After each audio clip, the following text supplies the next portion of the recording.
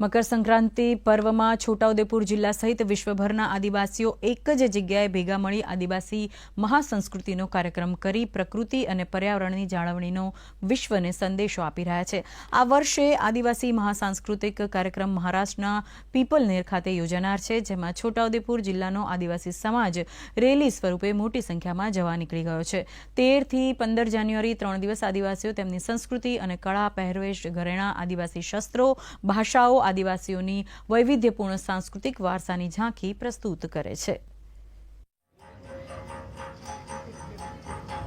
આદિવાસી રાજ્યોમાં મકર સંક્રાંતિના તહેવારને અનુલક્ષીને એમાં 13, 14 અને 15 જાન્યુઆરીમાં આદિવાસી સાંસ્કૃતિક એકતા મહાસંમેલન યોજી અને દેશ અને દુનિયાને એ સંદેશો આપવા માંગી રહ્યા છે કે પર્યાવરણને કેવી રીતે બચાવી શકાય, જે આવનારા સમયમાં અખૂટ ભંડારો છે એ ખૂટી ન જાય, એને ઓછામાં ઓછો ઉપયોગ કરી અને કેવી રીતે આપણી પૃથ્વીને બચાવી અને આપણું જીવન કેવી રીતે બચાવી શકાય એ દિશામાં આ આદિવાસી એકતા મહાસંમેલન છે એ કામ કરી રહ્યું છે।